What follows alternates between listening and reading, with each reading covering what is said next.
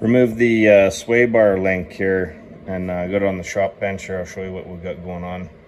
The factory fastener for that sway bar link is this T55 bit, which is a little bit of an oddball tool. So what I like to do is I like to switch that over to a 1/2-inch bolt.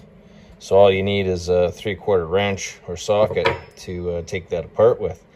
So this is the factory fastener here, and you could switch over, doesn't matter, whatever you can find available. A 1/2-inch coarse thread or a 1/2-inch fine thread bolt. And then that'll just go in through the bushing there. You've got your washer on the other end, and then a nylon nut in this case. Or with this one here, I just got a fine nut. These are the same bolts that are used for suspension for like leaf spring shackles and stuff like that. So same kind of difference there. So that's what I got switched over. Put that into the Jeep, and then it'll be easier to disconnect this if you're ever out in the field or something like that. One last thing is in some cases what you'll have to do is drill out this collar, and you could just see in this case where there's just a couple high spots. So some cases you might have to run it through with the drill bit, and other cases it'll fit through. So that would really be the only thing you got to do is drill this out in accommodation for this bolt. Here it is with everything done. We got our new shocks in, got our new rotors, got our new pads put on there. We changed that sway bar link there with the 1/2-inch bolt and nylon lock nut there.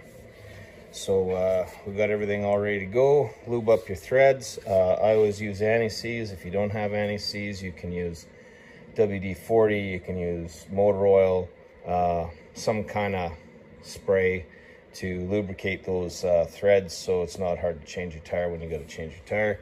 Before we put the air cleaner back in here, we're taking a look at our block heater cord, and we find that the cord has got a split in there. So we want to replace that cord before we put the air cleaner back in, and that cord gets routed down, and it's actually tie wrapped off to some stuff so it doesn't get caught up in our belt drive here and stays away from the exhaust. Right there is where it plugs into the block. So unplug it from the block there, get a new cord, plug that in, and you can see where it's being held there, and it's routed and held with those loops all the way to the top. That's the old one on the left and the new one on the right. The new one's the longer one. That didn't come out of there very nice.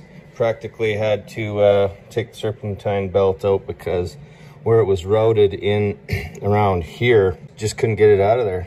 Had to kind of manipulate it around these things to get it out. So that new cord, that longer cord, probably won't have to maybe do the same thing, and we can, because it's a little longer, we can route it a little better probably. The reason we want to put that in before we put in the air cleaner box here is because I want it to come through the grill in here, and right in here is where a part of that air cleaner box goes. So we need to remove that in order to get that cord through. Installed that new block heater cord. We want to plug it in, make sure that that it's working.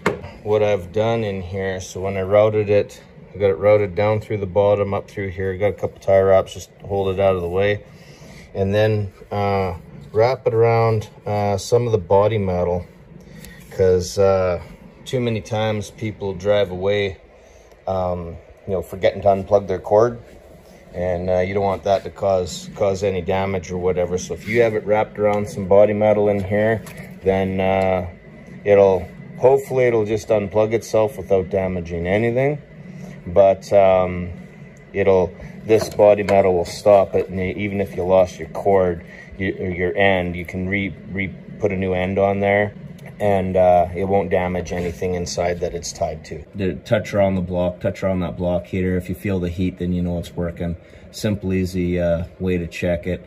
Usually in the winter when it's really cold out and you plug it in, you can stick your ear by the tire, whatever side that block heater is on, usually driver's side. Stick your ear over by the tire, and if you hear some gurgling going on, then you can tell that it's working for you.